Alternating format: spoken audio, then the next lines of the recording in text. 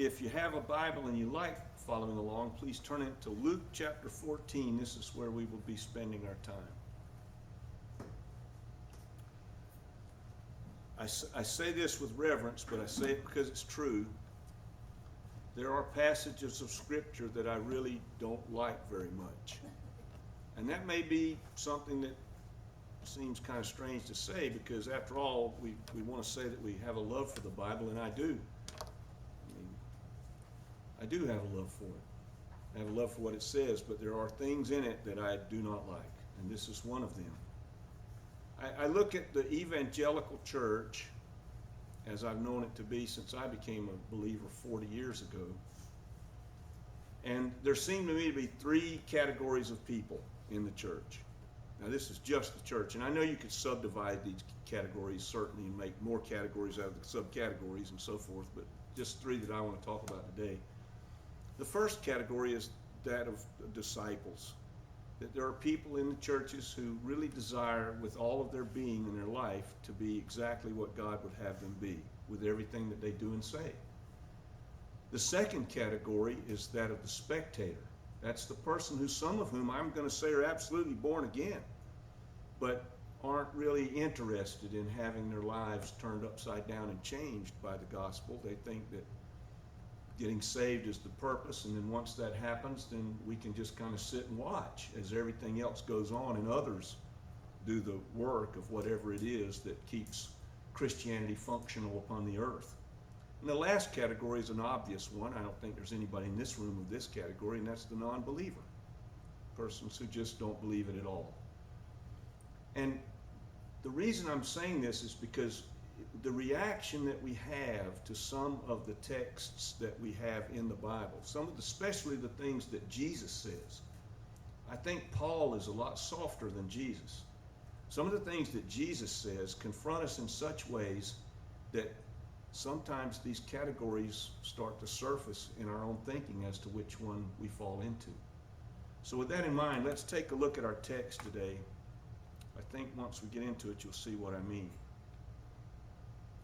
In verse 25 of Luke 14, the text says, large crowds were accompanying Jesus, and turning to them, he said, if anyone comes to me and doesn't hate their own father and mother, wife and children, brothers and sisters, and even their own life, they cannot be my disciple. You have to realize Jesus is coming away from being at the house of a Pharisee where he's been teaching as well, and now there are crowds gathering. So, whoever does not carry their own cross and follow me cannot be my disciple. For which of you wanting to build a tower doesn't sit down first and compute the cost to see whether or not you have enough money to complete the tower? Otherwise, once the foundation is laid and you're not able to finish the tower, all who will see it will make fun of you. They'll say, this person began to build and wasn't able to finish their tower. Or what king going out to confront another king in battle will not sit down first and determine whether or not he is able with 10,000 to oppose the one who is coming with their 20,000. If the king can't succeed, he'll send a representative while the other king is still a long way off and ask for terms of peace. In the same way, therefore, not one of you can be my disciple if you do not renounce all of your possessions. Salt is good, but if salt loses its flavor, how can those flavors be restored?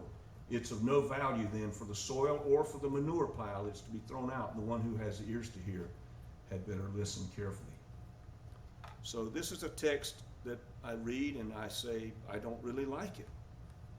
And if I take Jesus' words seriously, I love what C.S. Lewis says about this. He said, anybody that can read Jesus' words and not feel like they've been hit in the forehead with a hammer hasn't read the words. And I think he's exactly right. Jesus says, come from the house of a Pharisee. He's been teaching, so the conversation has a lot to do with Pharisees. You have to keep that in mind because it's very important as to how this is all going to go. Why did he speak as he did to the Pharisees and to the other Jewish officialdom? It's because they had lost God as their target. They simply had. They no longer thought God as real. Now, if you don't think that's true, go to John 11 and read the account of Lazarus being raised from the dead in the tomb, out of the tomb. What does it say? the Pharisees and the Jews conspired then how they could kill both of them. Now, what kind of godly mindset thinks like that? After you've seen somebody use the power of God to raise somebody from the dead, your notion now is, I want to kill both of them. That doesn't sound like something that God would inspire somebody to do at all to me. So the teachers would hear Jesus teach. This Pharisee at his home, I'm sure, heard Jesus teaching, and his response to it is, so what? So what? Why would I want to be Jesus' disciple? So the so what, I hope, is the only response that comes from the non-believer. So what? You say that I have to lay down my life in order to be your disciple. So what? I don't want to be your disciple. That would be the response of somebody who doesn't believe. That's the most dangerous response because it's one that's just indifferent to the whole thing. Why the indifference? Well, there's nothing real here. Why should I be concerned about it? I used to be like that when I was a kid. That's what I thought. I thought, I don't care. I could read this text and 100 times have it read from the pulpit. It didn't matter to me. Doesn't affect me because I don't believe any of it's to be true. At that time in my life, it wasn't true for me. So I was indifferent. My response was, so what? Now the Pharisees, if you think about them, if they decided to be a disciple of Jesus, it was extremely costly for them. It cost them everything. All their fraternity of Phariseeism would have to be set aside entirely. It was gone. You're not going to have the friends of Pharisees that you had anymore. You're going to lose all of them because they look at you as the enemy now. You've fallen in with this itinerant, crazy preacher that's going around Judea saying crazy things. You're one of them now, so you're no longer one of us. Jesus gives 3 terms of discipleship, 3 criteria here in this text. 3 criteria that are absolute, and these are the parts that I don't like. He says, first, you have to hate your family. Now, he doesn't mean that you have a conscious animus toward your family. What he's saying is very clearly that if anything of your family directly contradicts what I'm calling you to do, then you're going to have to just live with that and let that go because you're going to have to choose to follow me. That's a hard saying. That is so hard. I remember when we were traveling once, we were in New York. We used to do this 2 and 3 week thing in New York where we'd stay in one place. Thousands of kids would come from all over the country. They'd put them up in the hotels. Used to put them up in the Marriott that sat between the Twin Towers when the Twin Towers were there. They rent the whole thing. That cost a lot. I don't have any idea how much that cost. But we would do the music. And I remember being in a car with the pastor who organized all this and listening to him talk about his life with his family. And you could tell by listening. I remember we had discussions in the band afterward. You could tell this guy had sacrificed an enormous amount of his family life in order to be what he was. Enormous amounts of it. And one of the band members says, I don't know if you can really be an evangelist like that and be a good father. I thought, wow, what an incredible thing to say. We in the evangelical community, we have this priority structure, don't we? God, family, and career. That's how we structure our lives. We say it's God first. I don't even know why we say that, but that's what we say. God first, then family, and then career. Well, they're the words of Jesus. I'm just going to leave them there and let everybody sit with them as I have to sit with them. Then he says this, the second criterion. Carry one's cross and follow me. The third criterion is, I'm going to say it for what I think it is, the hardest one of all. Renounce your possessions. Gosh. Now these aren't my criteria. I didn't make them up. And you can probably think to yourself now why Rip doesn't really like this passage. Because it's so hard. Now, I realize there's an interpretive component here. We're interpreting the text. I'm not saying, I don't even know what I'm saying, to be honest with you. This is one of those texts that is so hard that I don't really know how to unpack it properly. The Pharisees considered themselves in with God. They thought that their life was one that was doing God's work. So, to be a follower of Jesus, they had to renounce all of that. So, my question for us is, who is in with God? I love what, I quoted this, it was 2 or 3 weeks ago, I forget now, but it was C. John Collins, one of the theologians I had to read textbook-wise. And he said this is absolutely true, and I want us to all think carefully today, myself included, and search our hearts as to whether or not this is not so. He says this: any individual or any church, congregation, or any council, or any denomination always only has a partial grasp of a fully Christian worldview.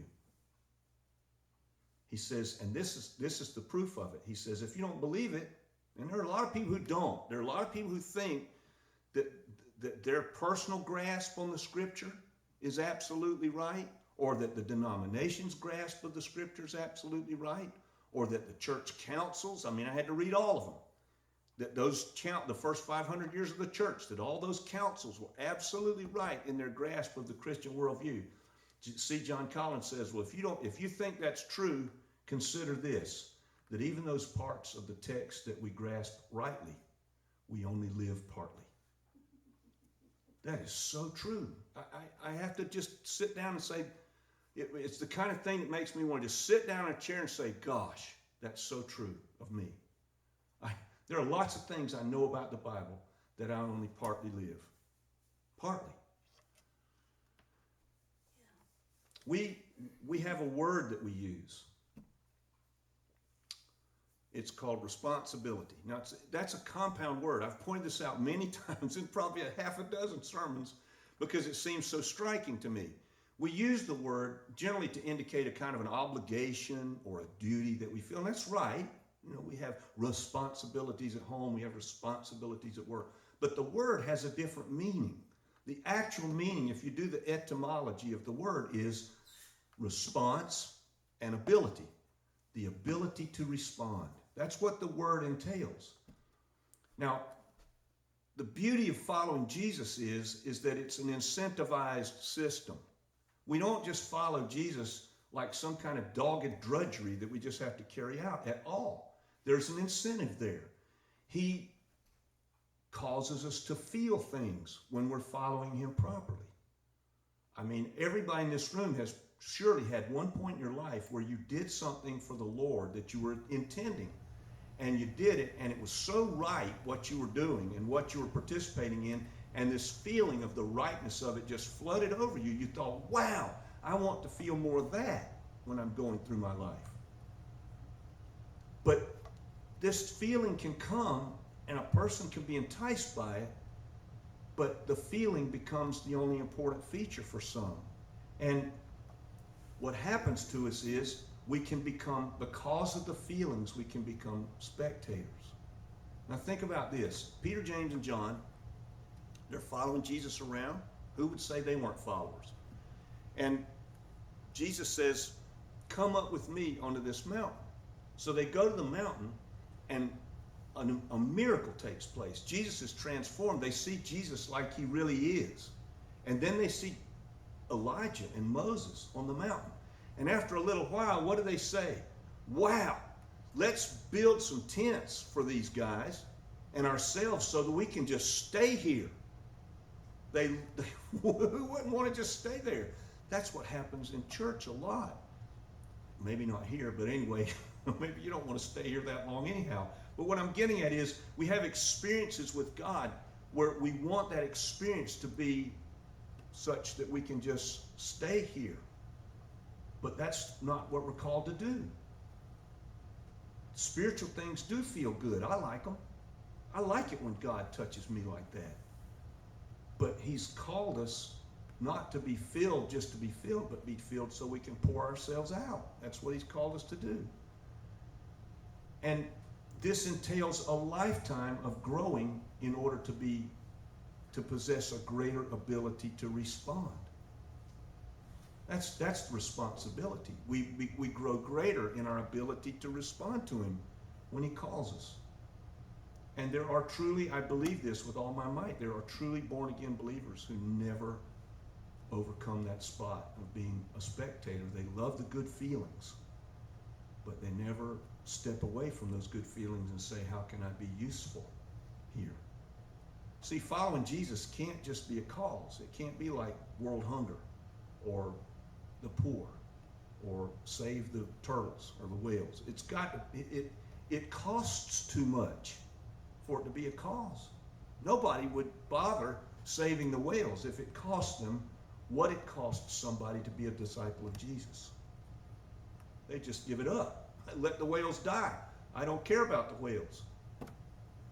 And this is what happens. This is one of the greatest frustrations for believers. And this is what I see. You think about it for yourself. This is what I see going on. People read a passage like this, and if they have fallen into the spectator class, they resent the passage. They resent it. It's too hard. And we're offended by it. Now, an unbeliever doesn't care, right? It's not going to bother them. But if a person's born again and they are in the spectator position, this passage is going to hurt them, which really makes me think about myself very deeply because it hurts me. What do we do about it? Well, what we typically do is we're wealthy. Everybody in this room is wealthy. It doesn't matter what we think about ourselves. We are wealthy. All you've got to do is go to Chad and watch people sitting on the dirt, cooking their food in an open pot, burning wood that they've gathered that morning in order to cook the food that they probably caught or shot or somehow gathered that day. Maybe it's enough, maybe it's not. We live in, look, I'm hearing a noise behind me here. Oh, it's the air conditioner. You know, this thing runs and makes it nice in here for us. We don't know anything about what 2/3 or 7/8 of the world, how they live. We don't know anything about it. And so what we do as the wealthy is we compartmentalize our thinking. We say, well, that's church, and out there is real life. This is church. So what happens is, instead of counting the cost, we look at it and say, well, I like the feelings in here, but I don't really like it out there. Out there, I've just got to cope with things. In here, things feel really good. And so we never get past that point, some of us, of just being a spectator, because it feels good to spectate. It's not very costly, and we get some of the good feelings. But you know, the beauty of following Jesus, and this is where God is so tender and so merciful with us, with me. He doesn't expect it all at once. He doesn't expect us all to grow into all of this at once. There are things in following Jesus that are for us.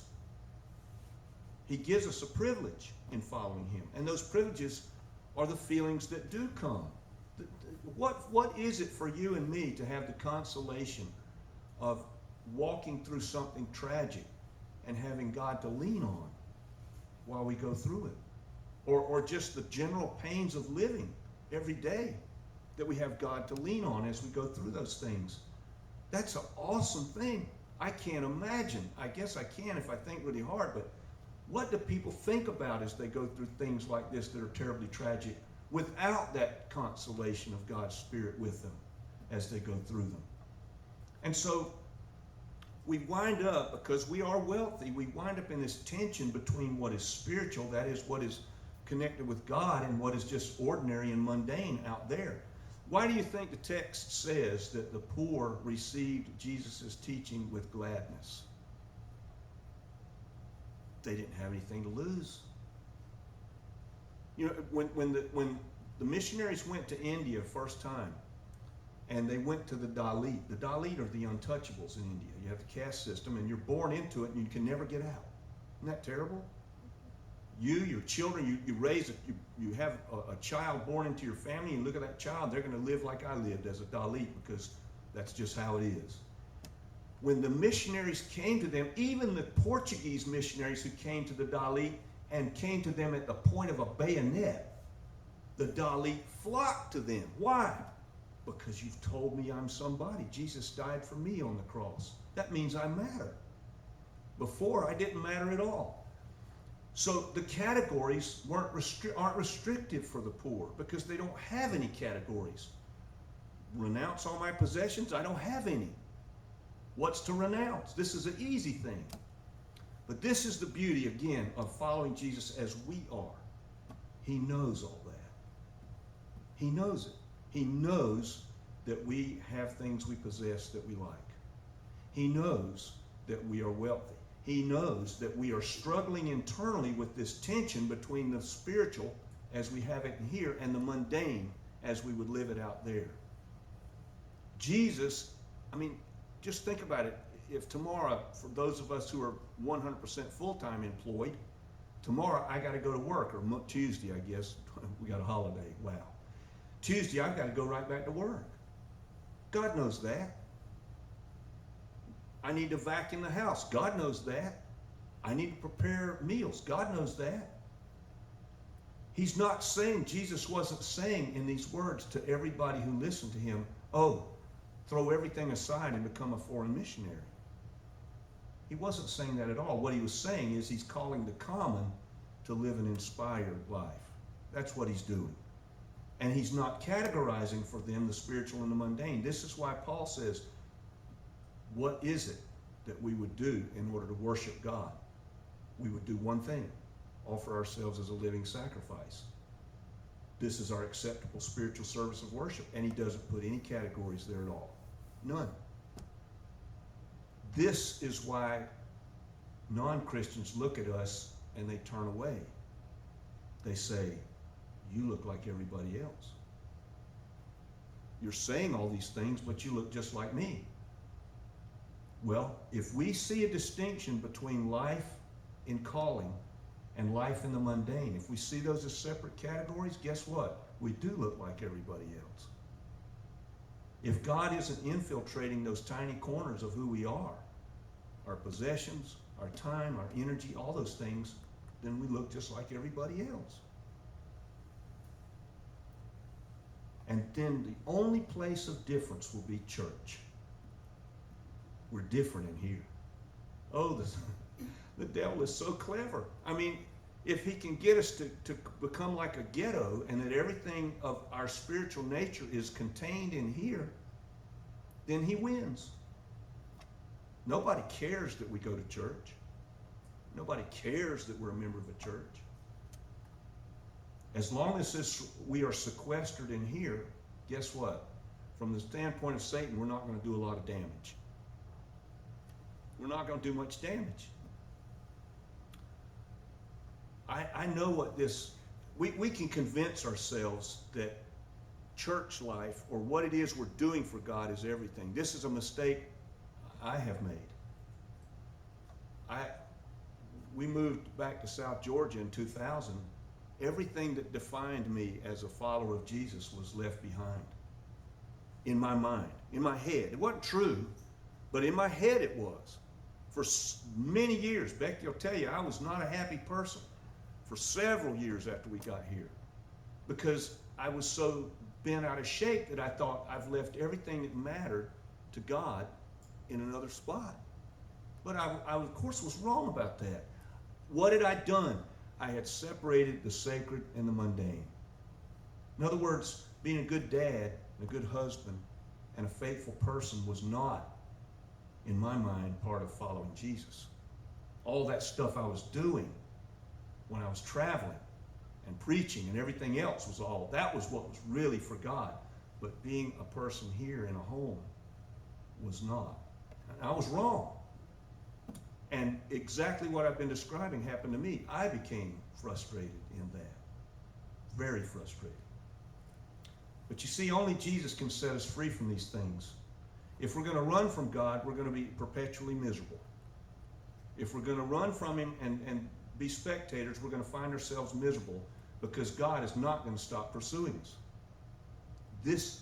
Think about this very carefully. This is why people leave congregational life. Why? It's too hard to come close and not be in it. If you come close, if we come close and we're not really there, then everything becomes frustrating to us. Every message we hear, every song we sing becomes another confrontation with what we are not willing to do. And it's hard to surrender. Paul said it, present ourselves a living sacrifice. It becomes too hard, and so what happens? People say, you know, I'm just not going to go. Not going to be part of it. It's too painful. It's too internally painful to be a spectator for very long. Jesus offers us something so much better. A lifelong discipleship of growing closer to Him. I mean, which doesn't just stay in here, but goes with us everywhere we go, everything we do. Everything we do then becomes sacred in that way. I don't know where everybody is today, but if I've said anything about which you've got a question, you want to pray with me or talk to me afterward, I'll be glad to speak with you.